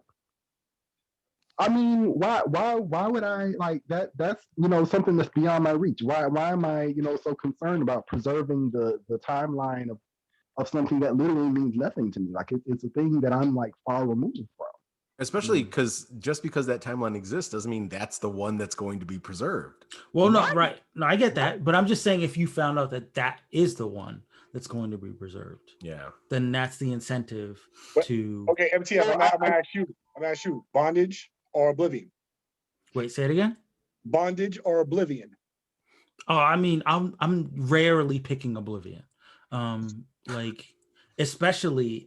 Now, here's the thing. If I looked at the prime timeline and it was like fucked up for me, for you specifically, for me specifically, then I'm like, no, I'm not fighting for that shit. Hey, he has something to say. Okay. The final product, Killmonger says, "Just bury me in the ocean with my ancestors that jumped from the ship." Because they knew death was better than bondage. Oblivion for me. I mean, yeah. And then T'Challa says, but if they were your ancestors, how did they jump? As usual, the women are the rational ones here. I mean, out of the mouths of babes comes high level wisdom. I mean, okay, look. So my thing is, I feel almost like that was wild. I feel almost like it's a Norman Rad Silver Surfer kind of situation. Either we destroy the whole thing of where you come from, we destroy Zenla, or you come out here and help me destroy countless other places of other innocent people just to preserve your folks. And maybe that's an easy choice to make, but I honestly don't think so. I think that even if you had chosen, like, maybe up until the point at which your brain had been wiped or whatever, you would still be kind of thinking, am I making the right choice here? Yeah. I mean, again, so the scenario that I gave was one where you had a choice, where they didn't erase your memories, but you knew full well what the deal was. And I gotta admit, if there was a timeline where Donald Trump was never president, if there was a timeline where like a lot of the like effed up things that happened in the world, didn't happen, like, and I had the opportunity to preserve that timeline to the detriment of other timelines, I mean, I listen. If me from that timeline showed up and said, "Hey, Mike, we're gonna have to erase this timeline because COVID never happened," I would be like, "I get it. I get it," you know. I mean, that's the Biff Tannen situation in Back to the Future too. Like Donald Trump, Biff Tannen decides it's better for me to be eradicated and have a Biff go on to become right. And this is a less selfish version of that, but it's the same idea. Yeah. You know, and the TVA could promise people, again, if they weren't mind controlling people, they could promise people, look, this is just the better version of reality. Did we talk about why the other two timekeepers are laughing when the first one gets killed? I mean, that's creepy as hell. Are they real or are they just like animatronics? No, they're definitely all animatronics because they turn off and they like go up. But like when the first one's head gets chopped off, the two just go, which is so weird. It's bizarre. It was super weird. Super weird. But I just took it as the timekeepers when they shut down. Yeah, I just took it as they were laughing at the fact that you thought that they were like actual people. Mm-hmm. It is like it feels like the princess is in another castle kind of moment. Exactly. But it was just very strange. Yeah, very strange as it went down. I think like he was controlling them like you know, like a hologram almost. Okay. And he was like a droid almost. Mm-hmm. And he was controlling them. When you say who, when you say he was, who was? The Kang and Conqueror. Elon Musk, clearly. The Kang. Yo, I promise you, I swear, when he comes out in Quantumania, I'm going to say that at least once in the movie theater. I have trouble. Does anyone else have trouble envisioning Jonathan Majors playing a villain? No. Not really. Not really. I mean, like, I don't know, just from like Lovecraft Country and then oh man, it's getting late and I can't remember the Spike Lee movie with Chadwick. I know what you're talking about. The Five Bloods.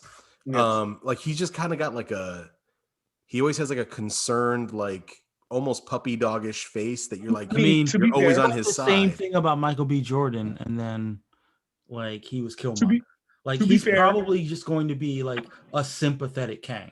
Like he's probably going to be like, I mean, time travel, fuck it up. Like, I mean, this is what you gotta do. Like, I feel like Jonathan Majors is going to be cold and he's going to be kind of off-putting. Like this is what I feel he's going to do. Time.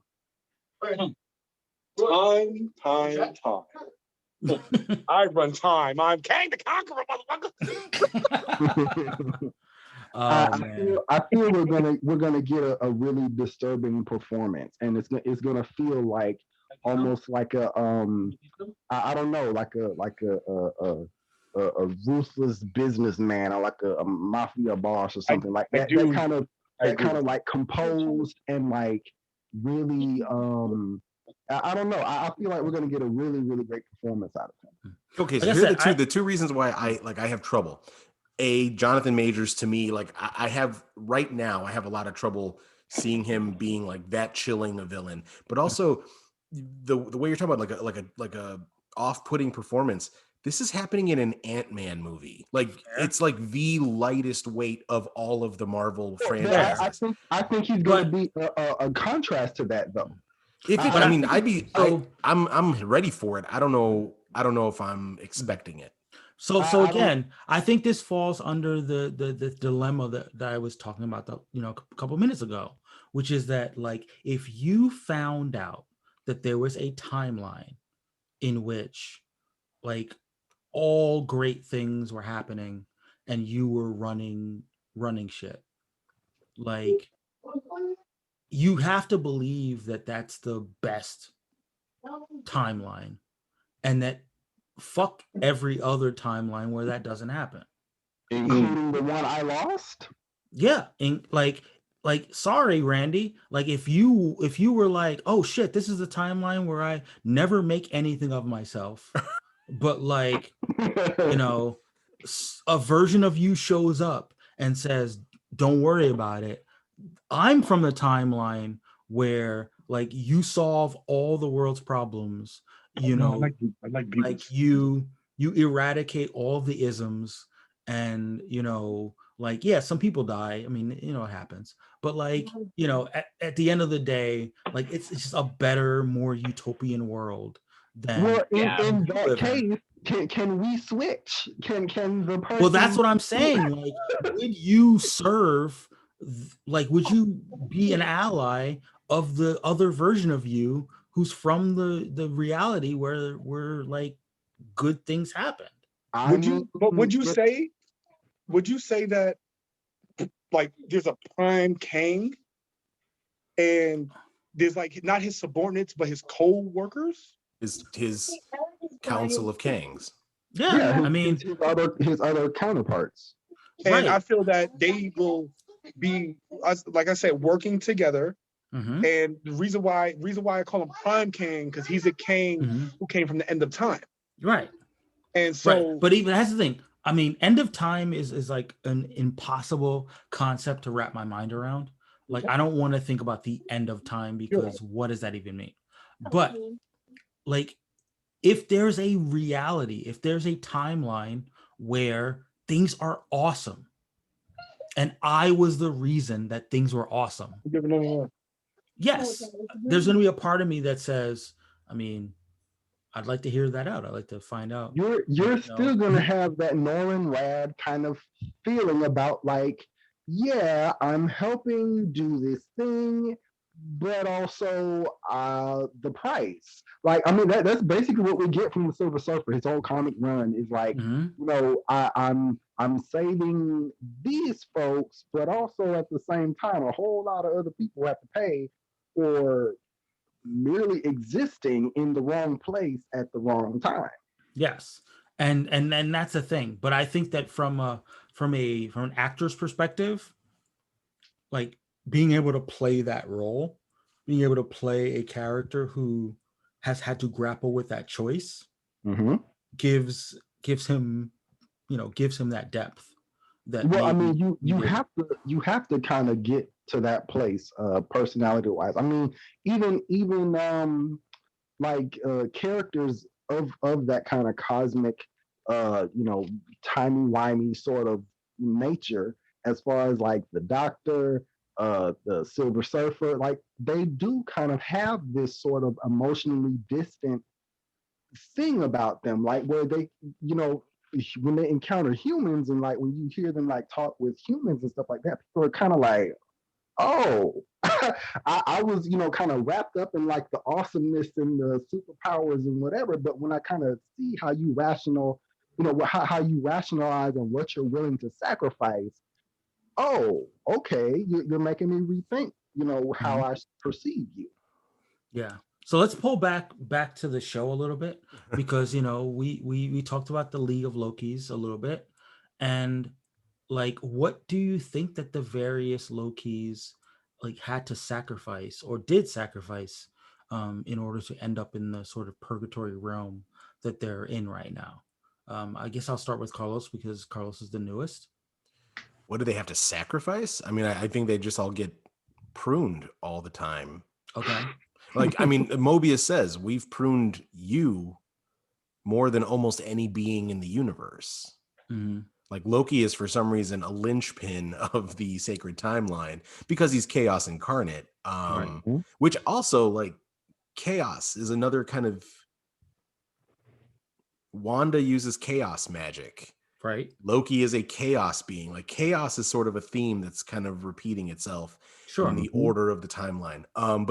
But yeah, Loki, I just think the League of Lokis, I think this world is probably all Lokis that they're in. Okay. And it's going to be like they have all been pruned because they did some Loki shit, and they straying from the timeline is what they do. Like they want, you know, if you sprayed all fields all the time, eventually you're going to, you know, you're going to run afoul of the TVA.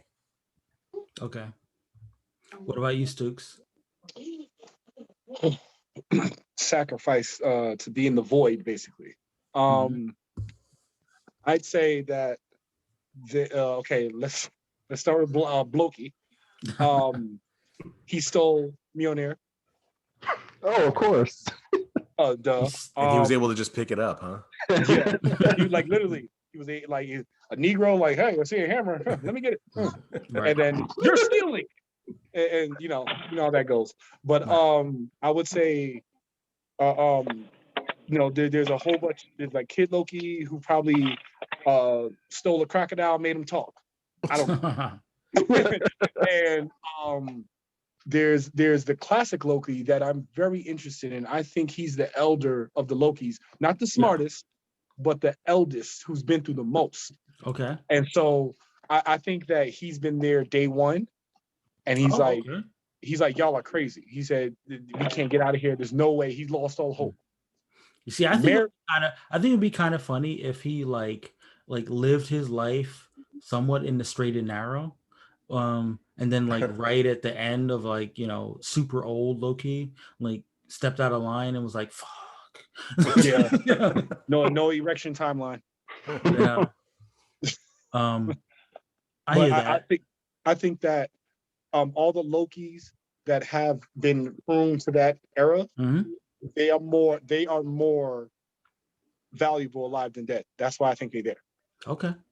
What about you, Gordy? Yeah, I mean, here's the thing, and we touched on this a little earlier.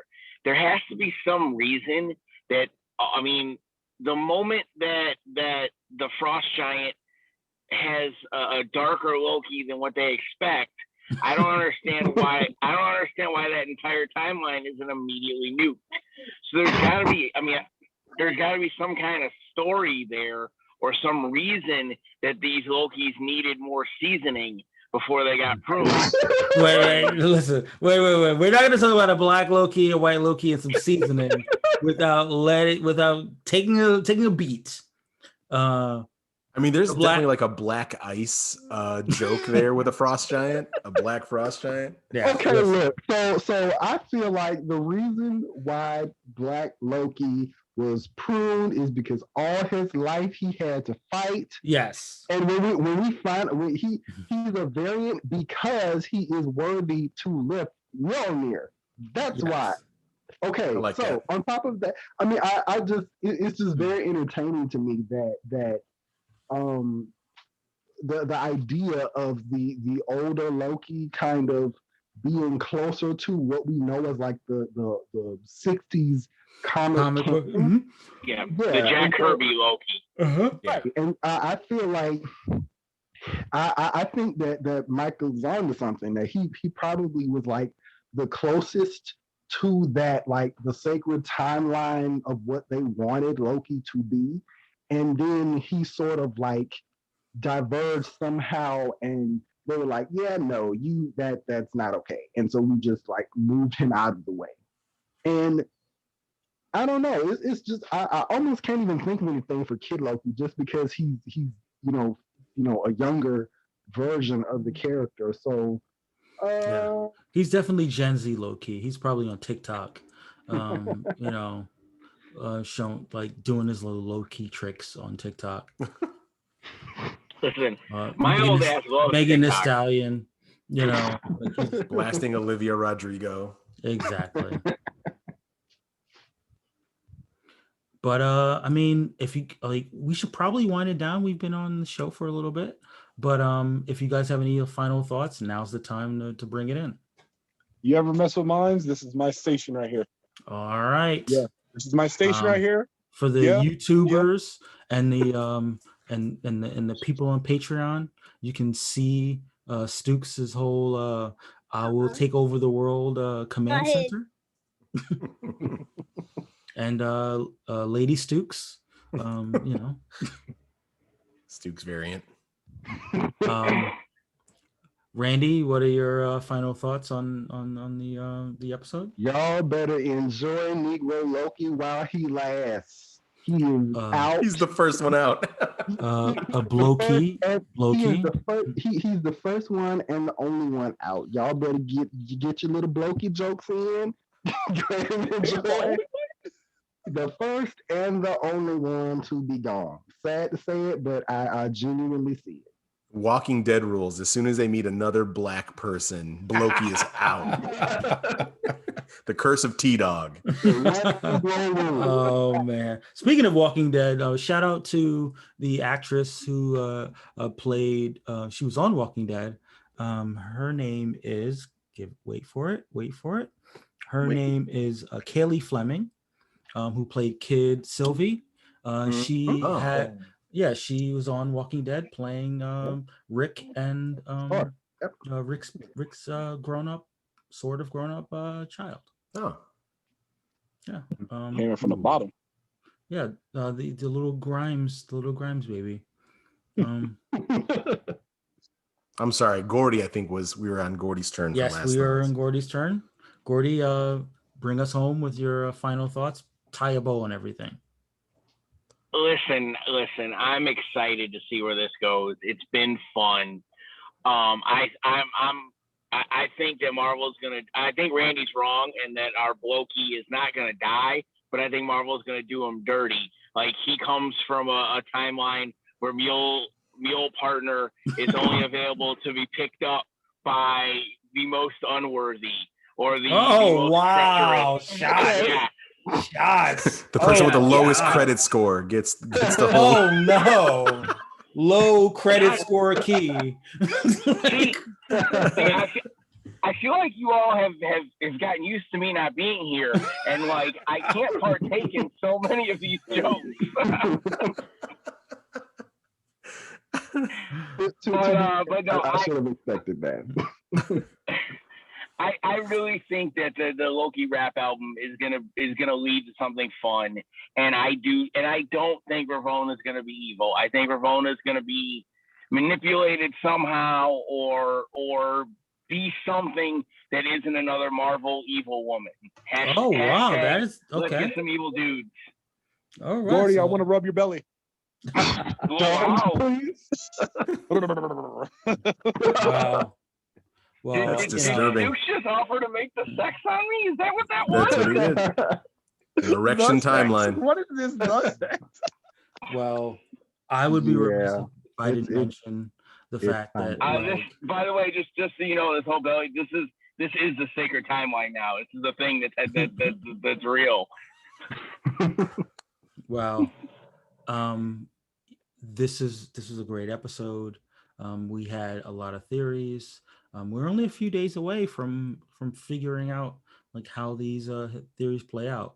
I am really eager to see how we find out the origins of the TVA, where we find out the origins of the League of Lokis, where we find out will Loki and Sylvie create that bone. Okay, I think the last moment of the series before the credits will be Loki and Sylvie kissing, kind of like the end of Fight Club, where like everything's just coming apart as they are coming together. Okay. And like that unleashes the multiverse. I think we're gonna finally see the Red Line event because we get so close. So the Red Line event is like hardcore fucking. There's a lot.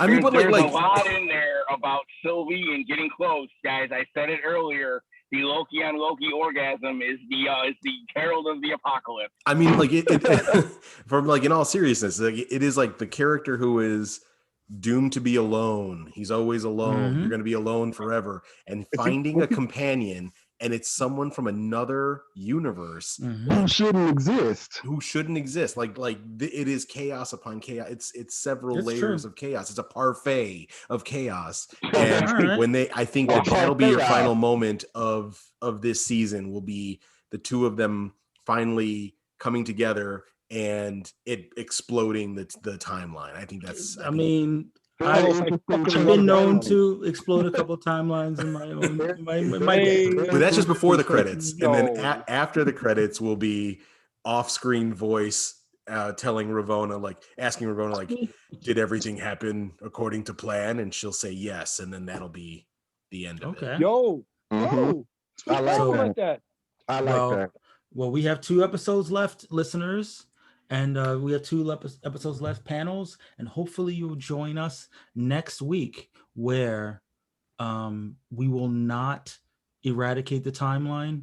We will find our variants and fall in love with our variants as we create our own Nexus erection events. So until next time, all things are possible.